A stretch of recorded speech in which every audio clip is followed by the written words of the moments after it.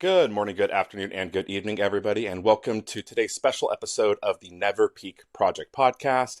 My name is Coach Ranger. I'm your host today, and in today's episode, we're going to be talking to a couple of gentlemen that are planning to do what I did last year and walk across America. This is part of my, annual Walk Across America rehash where I talk to different people that have either are planning to currently are or already have walked across America. I'm hoping to do this every March in honor of my walk, just to kind of bring awareness to the amazing people there are in the world that are looking to do incredible things with their life and impact those around them. But I'm going to kind of just let them tell their own story and give us their thoughts and opinions. But today we have Philip Grelley and Drew Diaz, the Livin Project. Guys, how's it going?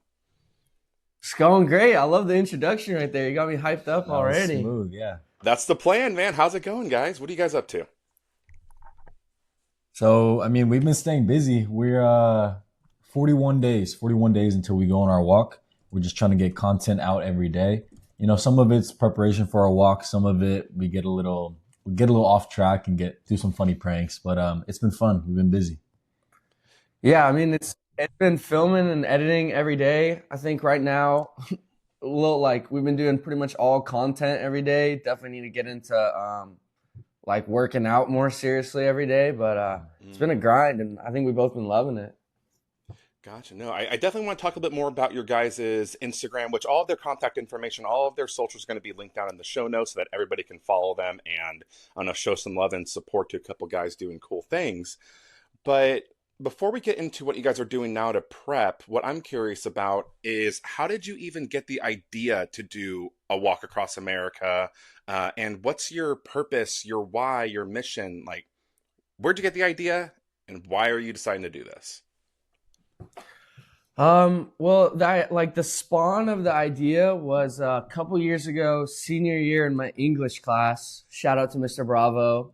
He brought up this story of this woman, however many years ago, 20, 30 years ago, who would walk across America and Canada, maybe Mexico too, for like 30 something years. I might not be getting that story exactly right, but did something crazy like that with just a shirt on her back, would rely on the kindness of people. And then he brought up a guy who tried it more recently, like cut up his credit cards, tried to do the same thing, and like failed after less than 2 days. For some reason, I was like, like that sounds kind of awesome. Like I want to do that. And for the whole English period, I was just like, I don't know what it was. I was just daydreaming. I'm like, for some reason, this just sounds awesome. I'm like, this, maybe I would do it and I'd film it or all this. And then I guess like a year and a half go by. And I'm still thinking about it like a lot. Still just not leaving my mind. And then eventually I brought up the idea to Drew here. And yeah, so I was in college in San Diego. He was in Arizona. He texted me. He says, Drew, 3 a.m. He says, Drew, I got to tell you something crazy, life-changing, and you'll never believe it. I'm like, okay, hit me. What is it? He's like, but I got to tell you in person. So he made me wait 3 months until we met over summer at my house. And we were in my backyard, and he told me, Drew, I want to walk across America with you. I want to do it for charity, and I want to do it through social media. I think it'll change our lives, and I think it'll benefit both of us. And I said, you know what, Philip, you're crazy. I would never, ever do anything like that, me personally. And I basically shut him down. And he texted me later that night, just a super, super long paragraph about why we would do it, why he thinks we should do it, and just going on and on. And maybe 2 months go by and I'm thinking about it almost every day. In middle of July, I just think to myself, you know what? When I'm 80 years old, am I going to regret doing something like this and failing or it not be worth it? Or am I going to sit there and think, what would have happened if I would have just went for it? So I was like, Philip, let's do it. I love that. Okay, so just to clarify, Philip had the idea first and then enrolled Drew in the idea of it. Exactly. So how do you guys know each other? Like from high school, college? Well, we actually, I guess first time we met was elementary school. But we probably became like best friends, super close, sixth grade. Mm-hmm. So been a long time coming. How cool. Okay, so childhood's best friends turned into cross-country adventures together. So Yeah. there's a lot of things that are kind of coming up. I'm a big quotes guy. So the first one is, you guys know, Mike Posner is the guy that inspired me for my walk.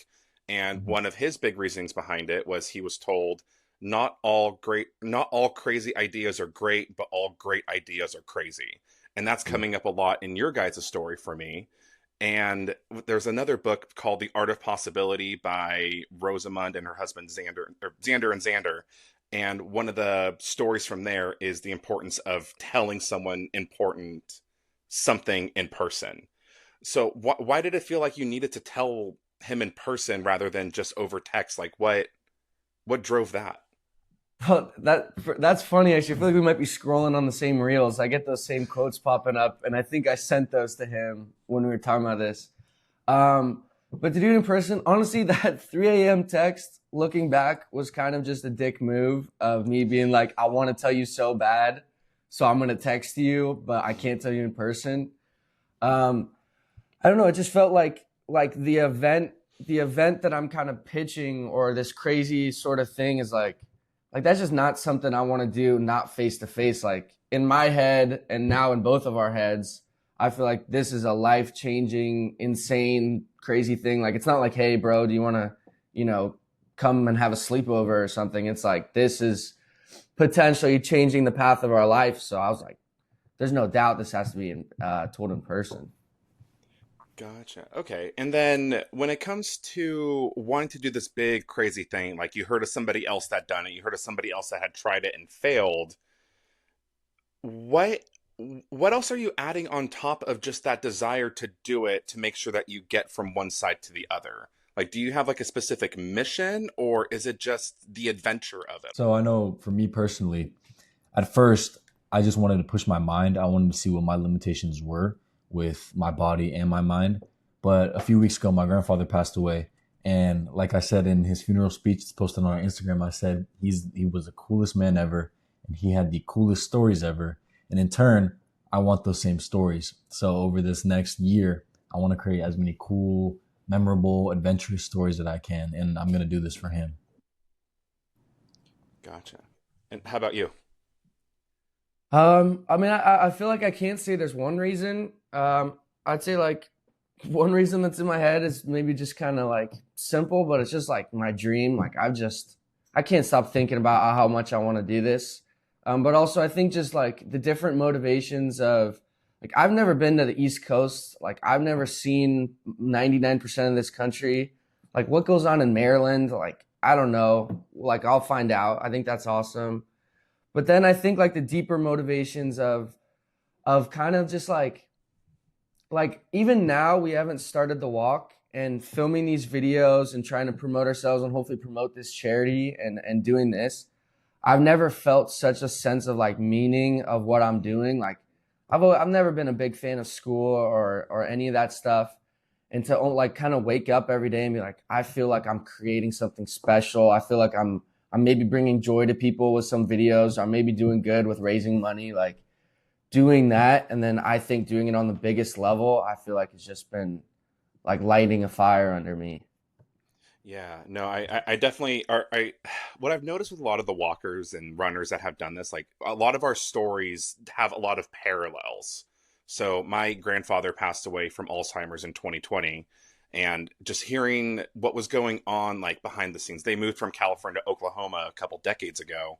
But hearing, from my nana and my uncles that he was kind of slowly forgetting himself and who they were, it made me realize kind of just like what you were saying a moment ago, when I don't know, 85, 90 on my deathbed, I'm not going to regret this. Should I be able to remember I did this in the first place, right? And something I tell a lot of people that resonates a lot with what Philip was just saying is having multiple reasons as to why you're doing it. I kind of call it the web of whys. Like throughout the journey, throughout the walk, you'll find more and more reasons. I guess this is me pushing my own story on you guys. Like you'll find more and more reasons to keep going every single day. I didn't even get my little tagline, there are good people out there, until I was a quarter of the way through my walk. So it's amazing how your initial reasons get you to that starting line and how you'll find more and more throughout the rest of that journey. Mhm. And speaking of that journey, what that day to day looks like, what exactly is your guys' route, and how did you decide which direction you were going to go and what states you're going to travel through? Um, I mean, initially it was just kind of like very basic research, like how to walk across America, like literally stuff like that when it first started. Mm. And then it evolved into getting deeper and deeper into websites, and we've had a few Zoom calls with some people who have done long walks and some walks across America. Shout out to all of them; they're super helpful. But I'd say the one website that in person was, I believe it's called Gin and Faith. Um, she walked across America. I think she also biked and rode a horse, Hmm. something like that. But she posted her route, and then eventually, she was kind enough to respond to an email I sent her about some questions about the route. And she was a great resource with kind of us deciding. I mean, we knew we wanted to do east to west because weather wise, just made more sense. Also, we live in California, and like it'd be kind of awesome to end pretty close to where we live. We thought that would also be super cool. Um, but yeah, I mean, it was mostly just um, talking with people, researching, and kind of finding the route that was like, that just made the most sense and ended where we wanted to end. And, we didn't want to do like respect all the hardcore people that do like Maine to Los Angeles, but we just wanted to go from coast to coast. I did the very same thing. I remember asking ChatGPT before I started, like, how do you walk across America? And it's like saying, like, oh, that's very dangerous. Be sure that you prepare ahead of time. And it's like a lot of the like the wiki how like the very basic stuff doesn't really help. And what I did was I reached out to a few guys like Andrew Kivet, Mark Dudek, like how you reached out to Jen and Faith. And it's so amazing how quickly people are willing to hop on Zoom calls or do phone calls with you to help you figure these things out ahead of time. Like, it's not even something you're doing yet, but they're willing to take that time to help you out and just really get you from one side to the other. And when it comes to the day to day of your walk, what is your plan for like sleeping? For do you have any like rules that you've set for yourself on how you're going to get from one side to the other, or is it kind of just figure it out as it goes? Yeah, so I mean, we talked to a good amount of people, and they said you can plan as much as you want, but you're kind of just gonna have to figure it out as it goes. We're gonna mostly do camping in any land that we can, and then the occasional hostel or motel. And yeah, we're gonna plan on doing around 20 miles a day, give or take. And like you said, kind of figure it out as we go. Gotcha. And then are you guys going to have like a cart or a backpack? Like, what is your plan for carrying supplies? Yeah, so we're gonna be pushing a cart. Gotcha. What kind of cart? Uh, Nah. we have some names written down, but we haven't gotten it yet. No, you're not. Do you have any recommendations? Did you push the cart, correct? Yeah, I pushed a cart. I got my first cart. I named her All Reliable. I got her off of Amazon for 120 bucks and did not last past South Carolina really. A little bit into Georgia, she exploded. So I ended up with a Burley. I went to REI. My big I don't know. I'm not a affiliate with REI, but I will live, breathe, and die by REI. I got like the membership, so I got like the discounts and special offers or whatever. But I just went to a what was it, an REI in Athens, Georgia, and I picked up my Burley there. I had a few issues with the tires, which I can talk a little bit about with you guys off air or later on when we have like the switch the interview. Mhm. But the Burley was really, really solid. No major issues, but that is what I use. I know Mark Dudek used a Burley, and I've heard of a couple others. I think even when I was just looking at Jin and Faith, it might be a Burley if I zoom in. No, it's a Booyah. I don't know what that is. But that's what I would recommend for sure is something that you can easily get parts for. Mhm. Nice. Yeah. Okay. So east to west. Yeah, that was the advice that I got also. The joke was that the east is more forgiving in that there are more resources. You're closer to civilization. Um, no, that's awesome. And then when it comes to oh geez, well, what are you guys I guess let's see if this question lands. What are you guys giving up in order to do this walk? Uh, I mean, a lot. I mean, we're both taking a gap year off school. Um, I mean, for my personal things, like, I mean, I was having a great time at school, doing well. I was a film major. I got a job there like that semester. That was like probably my ideal film job at school, managing like social media for the school. Um, but I quit the job, took a gap year, left all my friends. Like if this project were to kind of, I guess, I don't want to say fail, but like if we were to not, like, no money comes from this at all, I'd go broke. Like, I'm giving up just about everything. Missing all my family's birthdays, my own birthday, 4th of July, everything. Like, Hmm.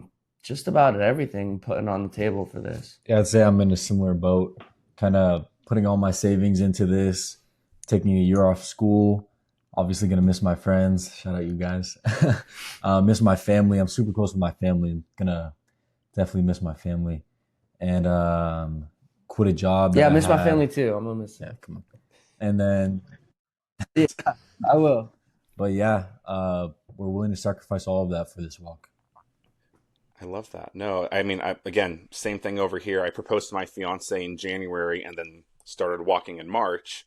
Oh, So it was kind of like, I could wait till I get back. I could do it now. Why wait? And I think that that was a big theme for me for 2024 was why wait? Why have these rules for yourself? Mhm. Um, no, I think that's really the big thing is that it's like being clear of what you're giving up, but being very clear on what you hope to gain. And it sounds like you guys have a very clear idea of what a successful walk would look like. Mhm. What is your guys's, do you guys have any like side missions for the walk? Like specific things you want to see, things you want to do? Like for me, I wanted to win a belt buckle. Didn't happen, but I kind of just kept saying it, hoping that it would happen. But is there anything like that for you guys? Have um, you thought about that? I mean, kind of. I think a lot of the side missions. I feel like I don't know if there's much we can say. Like, we definitely have ideas of on the walk, because like, so our plan with the walk is like how we've been posting on Instagram every day. Hopefully, posting, very often in short form, and hopefully like one time a week on YouTube is the goal right now. Hmm. So we've been sort of planning ideas of like fun things or silly things or challenges or whatever to kind of add on to the walk each week, just to kind of change things up. But for like side missions, I feel like it'll be maybe things that come like I don't know, like maybe we're walking through an area and they're like, hey, there's this sweet place to go cliff jumping an hour away, and someone offers a ride. Like, okay, maybe we'll Hmm. take some time off from walking and just go have a good time. So I don't know. At least for me, I feel like the side missions are kind of things that are just gonna spawn in and be like, Mm. yo, there's a national park over here. Let's go check it out, or stuff like that. Yeah, absolutely. Gotcha. No, I definitely wish that I did a little bit more of like the sightseeing side missions. I had a few different things for mine that I was doing, so not like regrets there, but I definitely think that there are amazingly some really beautiful spots in the country to be seen and experience. So, Mhm. but awesome. And then I know that you guys are supporting a charity during your walk. Can you guys talk a little bit about who you're supporting and your reasoning behind working with them specifically? Yeah, so from the beginning, Philip came at me. He was like, "I want to do this for charity. I want to have meaning behind this walk." And I was like, "That's a great idea." And we were thinking about what's important to us. And the first thing that came to us was just feeding the hungry, feeding people in need, people that Hmm. that need the help. And after more research, we found this charity, Convoy of Hope. And the first thing we saw is they help feed the hungry, food allocation, all of that. As we kept going down, they do a bunch of other stuff, disaster relief. They're right now they're helping in LA with all the fires. They help farm workers' rights, women empowerment. It's all sorts of outsourcing for like humanitarian aid. Also, what's really cool with Convoy Hope was, I should have this figure memorized, but something like 90 something percent of the money that's donated actually goes to help these causes, which is Mm. one thing my parents were like, look at this number because it's important. Of like, it might be like 60% of the money you actually give goes to help people and 40% goes to pay their employees and stuff. So something like 92%. 92 sounds right, of the money actually goes to help these causes. So it was a lot of causes we feel very passionate about, and we love what they do. As well as that, it seemed like the money was really going towards a really great place. Exactly. Wow. Yeah. No, I just found I'm looking at their website a little bit right now. Yeah, 92% goes to the program. Overhead is about 8%. So no, that's amazing. That's a fantastic figure to look at. Do you guys have like a specific donate link that you're looking to have people funnel donations through, or is it donate directly to Convoy of Hope?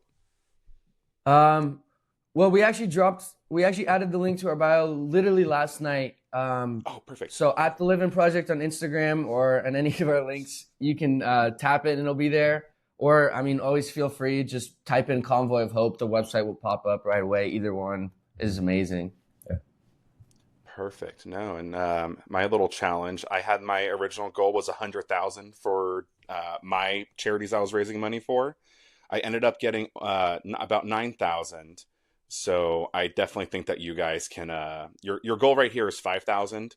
You guys are gonna kill it. You're gonna do numbers. I mean, just looking at your guys' socials, you already have over 5,000 followers. You're getting good reach and good interaction. So I think you guys will do pretty solid.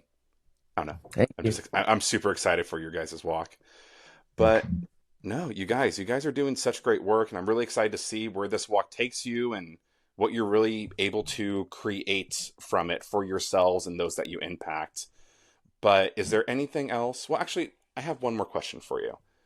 Yeah. I'm kind of stealing this from another podcast, the Tough Mudder podcast. But at the end of each episode, the host asks this, and it's you guys are walking along one day, you're in the middle of, I don't know, Alabama, and you come across a lamp. You pick up the lamp, you rub it, and a genie pops out. And the genie says, "Thank you for releasing me from this lamp, but instead of granting you a wish, I'm going to grant you the greatest wish of all. You have the world's attention for 30 seconds. What is it that you would want the entire world to know?" Probably one of our fart spray pranks. Nah. That's a really good question. Man. Come on, 30 seconds are ticking. Oh, man. If everyone could just hear that there's meaning to life and that at the center of everything is love. And if you can have love for your friends and your family and your enemies, nothing else matters. Awesome. Beautiful. Philip, Drew, Yeah, you guys are going to do such great things. I'm really excited to see what a duo like you guys are going to do on your walk and the impact you're going to create and just the people you're going to inspire. Thank you so much for your guys' time. If people want to follow along on your journey, what would be the best way for them to do so? We are the Livin Project on Instagram. Livin without the G, like Matthew McConaughey. LIVIN. The Livin Project on Instagram. Well, it'll be that same name on TikTok if TikTok's still alive.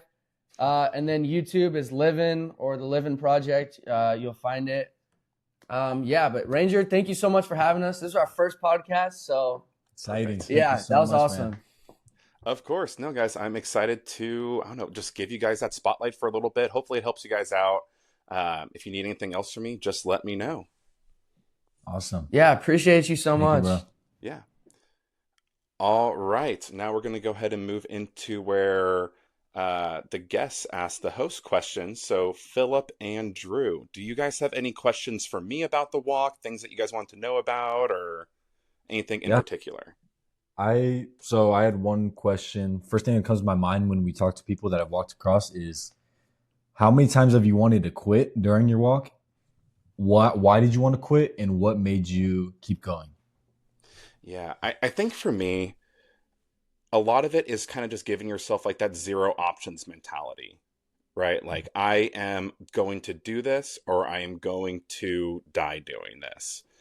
And for me, kind of like we mentioned when we were talking a few minutes ago was having that web of whys, like having so many different reasons why that you can call upon at any given moment. I mean, I thought about quitting mostly up until around Georgia, I would say. So South Carolina to Georgia, I had more thoughts of quitting than I did the rest of the time. And really what it was just being very clear on the reason I was doing it. I mean, like with you guys, like for me, it was to, well, I heard about Mike Posner walking in 2019, 2018.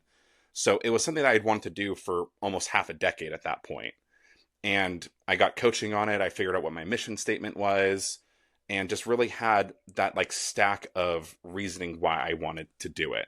So anytime I had a thought of quitting or Googling how close an airport was or pulling up on my phone how much it would cost to take an Uber to the nearest town to get on a plane to go home, it was kind of just being able to take a second and remember all of those reasons why. Does that kind of answer your question, or did I just ramble? No, absolutely. The web of whys really stuck with me when you first brought that up, and I think I Hmm. have my own personal web of whys. I bet Philip does too, and we'll Mhm. keep growing and continue to expand that web. Yeah. No, I think that that is super, I don't know, very, very impactful for me. And once I got to Georgia, I listened to David Goggins' audiobook, Can't Hurt Me. Have you guys ever read it or heard it? I've had family that read it and totally recommended it, and will definitely Yeah. be I think listening to that's gonna be that. in the audio book on the wall. Yeah. So one of my, I don't know, saving graces on the walk was I had YouTube Premium and I could listen to whatever I wanted. And somebody uploaded that book to, yeah, it's like 6.5 hours long, but it's like the audiobook version of it, and it's insane. So that was like another thing. Once I heard that, I was like, I have nothing that I go through on this walk is going to be as bad as the things that this guy went through just being a kid, right? So there's nothing that's going to happen to me that bad. So I have really no real excuse. And I listened to that book in Georgia. And again, once I got to Joshua Tree, which was the hottest part of the walk, and that really helped, I don't know, keep me on it during that time. Mhm.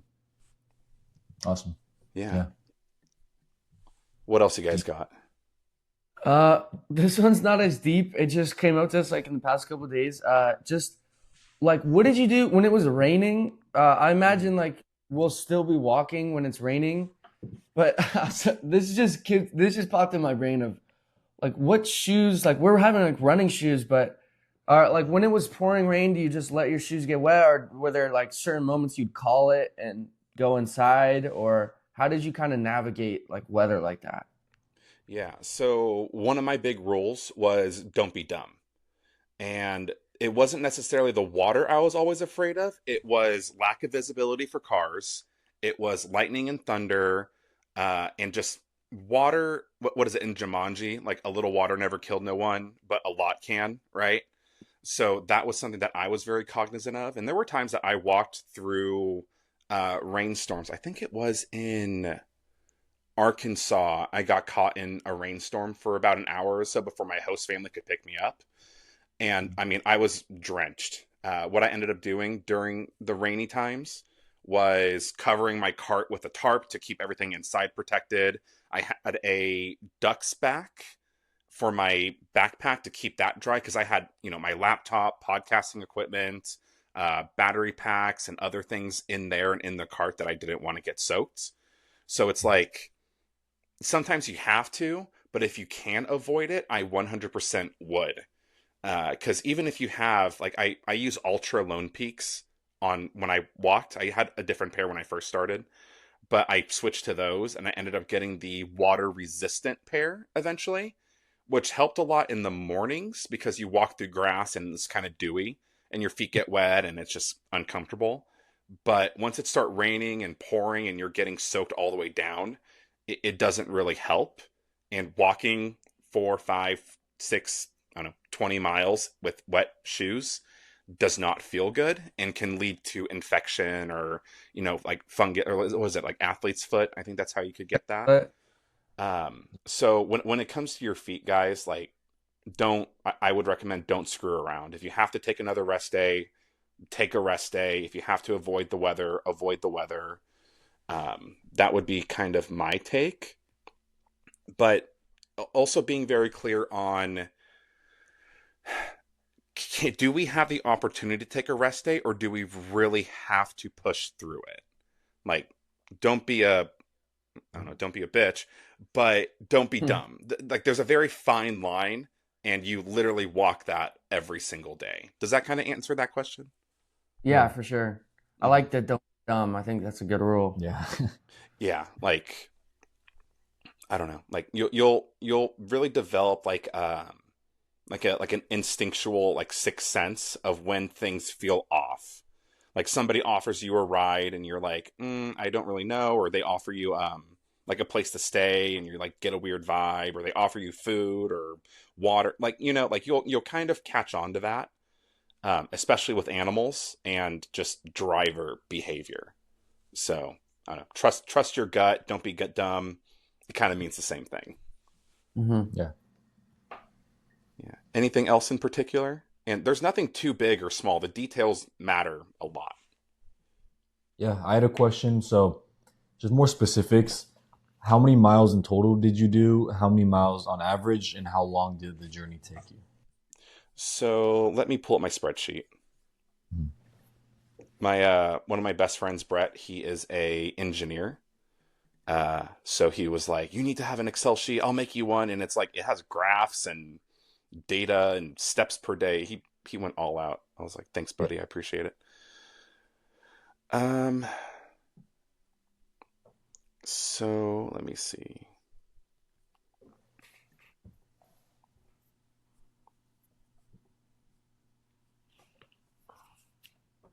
So total miles was 2,643 for my walk.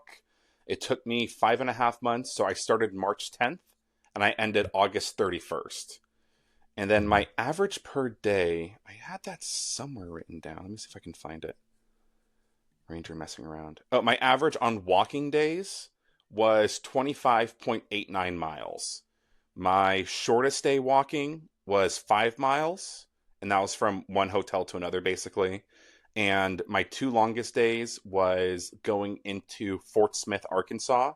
That was 39 days or 39 miles. And then my longest day was over 40 miles, my first day in Joshua Tree.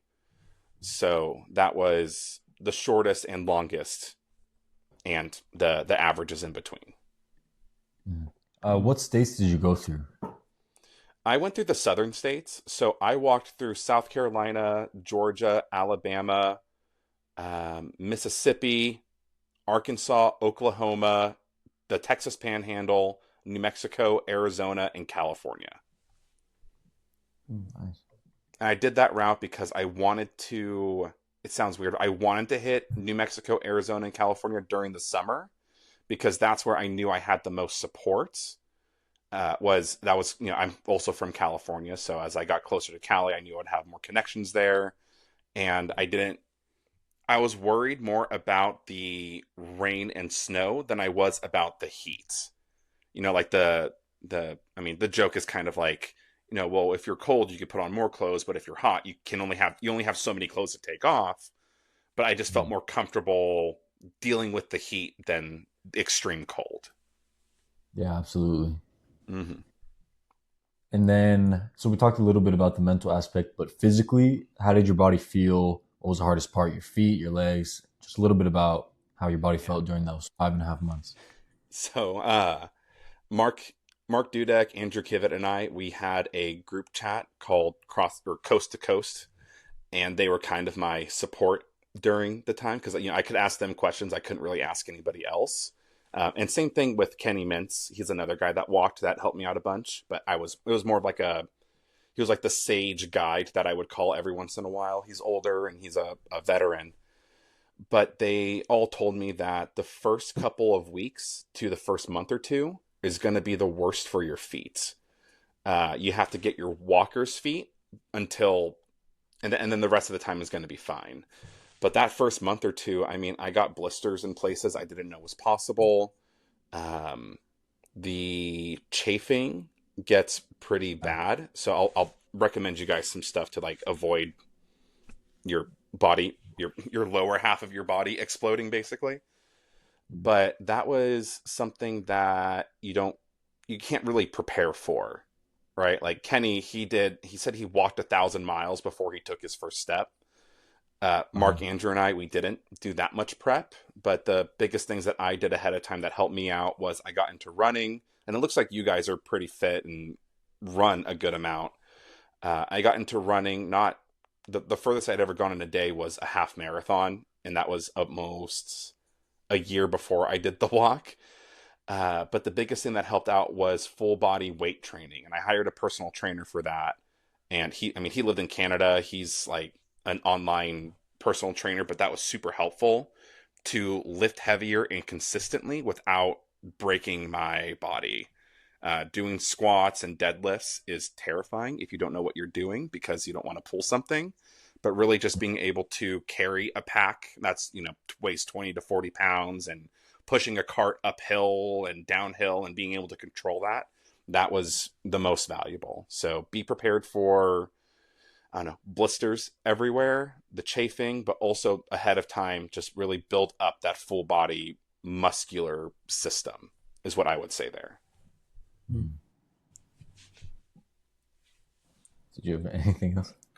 Um, well, I was about to ask about preparation, but I think you gave some good tips there. But I was curious. I haven't asked anyone about this. Like, what was life kind of like? Like when you finished the walk, what was life kind of like? Was it like weird to kind of adjust back to normal life? Like, what was that whole kind of experience like? Well, that is a really good question. It was weird, man. Um, I mean, you go from like your normal life to like this big exciting thing, and I don't know, you get a lot of attention. I mean, I was on the news in every single state that I went through except Texas. So I was on the news, I was on podcasts, I was in newspapers, like I was getting all this attention, and I had what 1,000, almost 2,000 followers on Facebook by the time I ended, and 500 on Instagram. And I mean, I'm like, I compare myself to you guys already. I'm like, holy crap, like they're doing something right, like they're getting this attention. But like you're getting this attention, and people are telling you these nice things all the time, and then you finish, you get on the plane, you get back home, and like everything is the same, right? Like nothing's really different. Um, Hmm. Something that I kind of there's two things. I found a kitten in Oklahoma. His name is Walker. I found him my very first day on the side of the road. Pink eye. He was like, I don't know, I don't want to say on the verge of death, but didn't look great. My fiance flew out about a week after I found him, picked him up, and brought him back to California. I mean, he's running around our house right now, like he's like almost a full grown cat. And something that I thought of was, like I'm halfway through with this journey. I have about 3 months left. Like by the time I get back, like that's not even really going to be my cat. Like I found him, I cared for him the first week. I fed him with a syringe, like to make sure he got the milk and everything. And when I get back, like it's not going to be him. But like comparing that to myself, it's like, okay, but am I even the same person that I was when on March 9th, the day before I took my first step, to August, like, or September 1st when I'm back? Like, what is that transition like? And then another guy that I met in Arkansas, Austin Coates, he runs a sober living house. One of the things that he told me was when with his journey of sobriety and going from an addict to homeless to rehab to opening up a sober living house, was one of the things that he realized was like no matter where you are, there you are. Like if you're doing something big to run away from something, it's always going to follow you because that something is you. So it's really about understanding what's going on internally, and understanding that your surroundings do impact you, but really what it is what's going on inside. So all of that to say is I left the walk hoping to be changed, and like not a whole lot was different except for me. And I think that's still something that I'm kind of wrestling with and trying to understand. I'm writing my book, I'm writing out all of my notes, trying to really understand that. I know a couple other walkers have expressed that as well, that it's like you do this big thing and then you just kind of go back to being normal again. So I think that that was kind of a soapbox moment also, but yeah, I think that that's like a weird, interesting takeaway. Something to be cognizant of is post walk depression. And I mean, everybody that I talked to that has finished a walk talked about that. Because, like I said, a lot of attention. It's very exciting. You're like on constant fight or flight this entire time. And then you get back and you sleep in your own bed. And you just kind of like sometimes people feel like they don't have that purpose anymore. If you look it up, like post tour depression for musicians is a very common thing that they go through. So I think that that is something to be wary of. I didn't really experience that a lot because my mission statement for the walk ties very closely with my business. So it's kind of like the walk will never really end for me because of the way that I designed the mission around it. It was something, it's not just achievement focused, it's transformation focused. Does that make sense? Yeah, absolutely. Yeah, Yeah. no, that was great because that's just been something I've been very curious about. Because a lot of people, when we tell them this idea and like when we have a conversation about it, a lot of people are like, "Man, like you guys are going to be changed so much. I can't wait to see like who you are in a year from now and all this stuff." So I've just been that's been going through my head a lot. I've been very curious Hmm. about that after walk kind of life. Yeah. No, it's weird. Like people sometimes do, I don't know.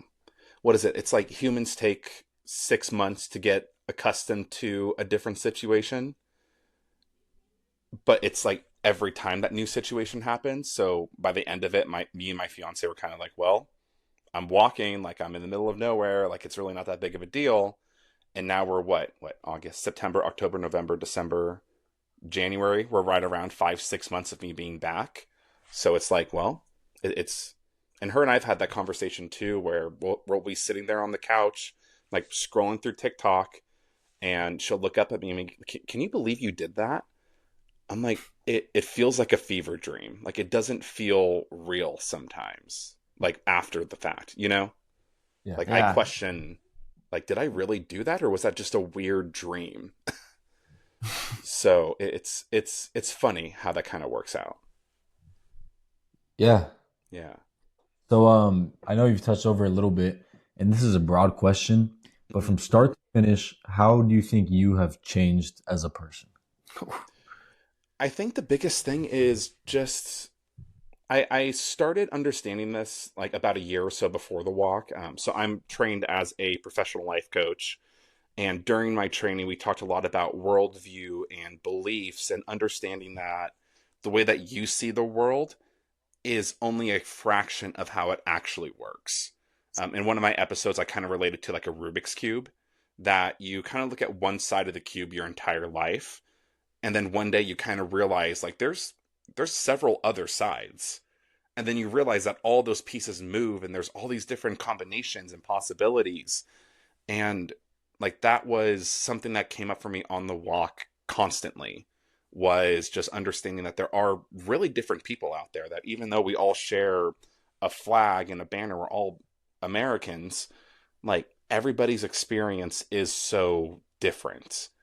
And with my podcast, originally it was the Within Range Coaching podcast, which I'm going to do a regrets video around the first day or around March sometime from my walk. And I wish I had called it Rangers Walk Across America podcast, but that's more for later. But was just, there are so many different people out there that are doing so many different things. And it's kind of overwhelming, but really the common thread, and this was my little slogan that developed over time, was there are good people out there, that no matter what shitty, bad things are going on in the world, there's somebody out there trying to do the work to make it better. Whether it's for kids that are going through cancer treatment, or animals that were thrown on the side of the road, people going through their own sobriety journey, whatever it is, there's somebody out there that is doing the work to make it better. So just understanding that there are so many different types of people out there with different experiences and worldviews, but also understanding that there are good people out there. And really, it's up to us to make that decision to be one of those good people. What I would always put in my on some of my content was if it was there's good people out there. If you can't seem to find one, go look in the mirror. Like no matter where you go, again, you're there. So be a good you. That's beautiful. Mm-hmm. Yeah, I mean, Yeah, that's really. I love that personally, line. that inspires me. Yeah. Just hearing that and thinking about like the people that we're gonna meet over this, because I bet you met plenty of people, hundreds if not Mm. thousands. And honestly, I'm just excited to meet people of this country. Whether we're not gonna have some of the best experiences sometimes, but on the other hand, we're gonna have great experiences and meet great people. And I'm truly am excited for that. Definitely. Yeah. No. And I've always heard that every walker has one or two really bad experiences. And I mean, knock on wood that you guys don't have anything. I didn't really have anything crazy.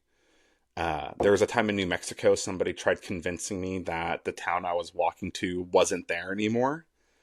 I'm like, what the hell do you mean it's not there anymore? Like, is this some like weird silent hill? Like the town's disappeared, and like I'm just gonna keep going. Like whatever. I called my host family that was in that next town, and they're like, were they in a white car, like a little white four door? I'm like, yeah. They're like, okay, yeah, I'll tell you who they are later.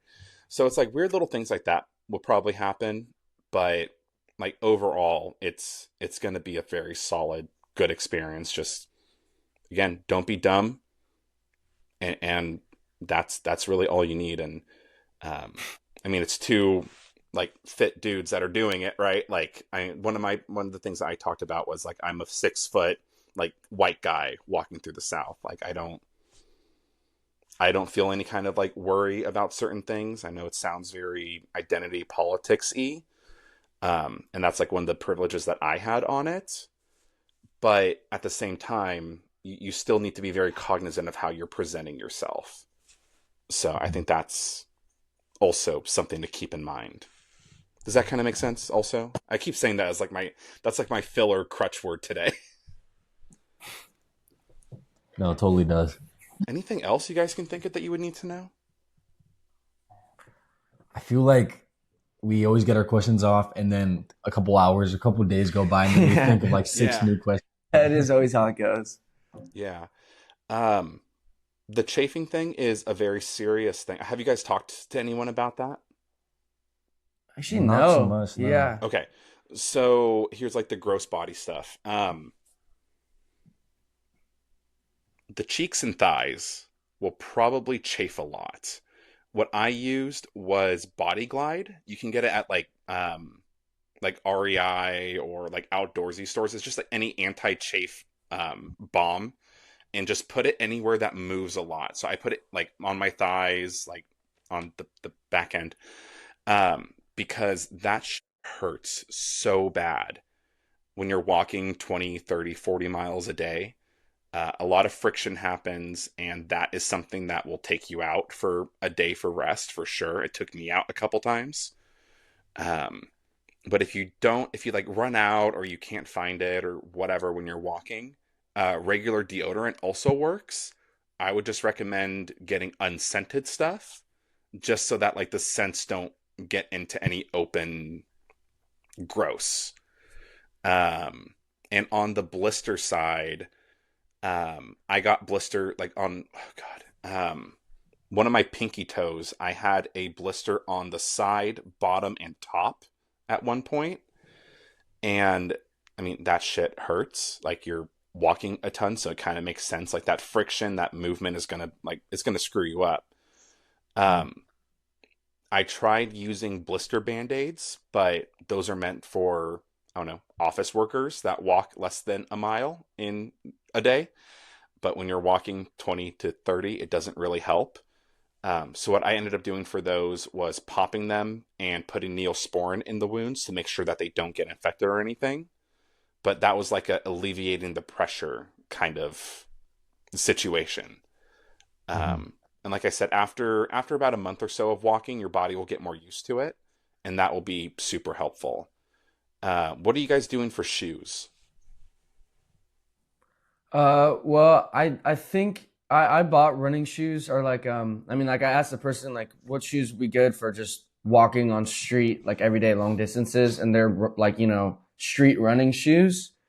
And then I got custom insoles as well because Nice. I got some scoliosis going on just a little bit, so like my legs are just a little I'm just a little uneven. So I Mm, got some custom insoles that help a lot. But shoes wise, I think it's gonna be like, people have been recommending something like once a month. They said they would switch to a new pair of shoes, something like that, or it's kind of just how they felt. And then one person gave us advice of potentially doing something like having two different pairs of shoes with you. So like each day or however long you can switch off. So maybe you're like, maybe the shoes are good, but if you switch to another pair of good shoes that are different, maybe you can put less pressure on the same parts of your foot. So yeah. we've still been debating that last part. Mhm. Um, I would have two pairs of shoes. One, so that you can switch them off. What I did was I got the Ultra Lone Peaks, and I would have two pairs at any given moment at least. And the reason for that, like you're saying, it switches off the pressure points, so you're not putting the same pressure every single day. I got advice to switch them out halfway during the day. I never really did that because the more you stop, the more your body hurts, right? Like an object in motion stays in motion. Mhm. But I would for sure try to switch them every single day. The other thing is you make a mistake and you step in a puddle and you only have one pair of shoes. You're soaked until it dries off, which can lead again to like fungus or foot, like athlete's foot or all those other issues. So I would definitely have at least two pairs each. Um, and then like the nice thick socks. Have you guys read the book How to Walk Across America and Not Be an Asshole? I think my mom read it, and I was planning to read it soon. Okay, that was like my Bible. Uh huh. So I would recommend reading that. It's on Amazon. I can send you guys. I'll send you guys the Amazon link because how to walk around and not be an asshole. I gotta find it. That was super helpful because he goes down to like get these kinds of socks, and even just that is super useful. Tyler Colson, yeah, godsend of a man. Okay. Um, and then whatever cart you guys get, um, either try to find the all rubber inside, like inner tube, or get a heck ton of replacement tubes.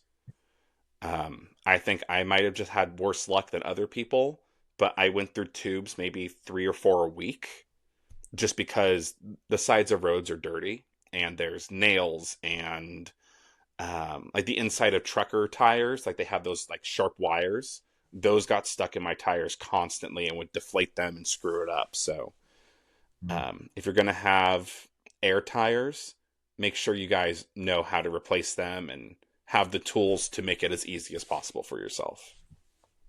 Okay. Yeah, for sure.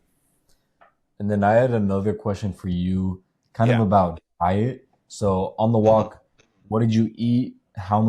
Roughly, how many calories a day would you eat? And overall, did you lose, maintain, or gain weight? Yeah. So I had a nutritionist that helped me out. Mhm. I can send you her info if you're interested. But I know her from a networking group that I was in, and she helped me out a ton. The biggest thing for me was the vitamins that she suggested. But I really tried to stick to what she gave. The issue with that just became availability and affordability. So I'll see if I can send you an example, like at least one of the little plans that she sent me. She sent me a few of them. Um, sorry, your question was around what I ate, right? Yeah.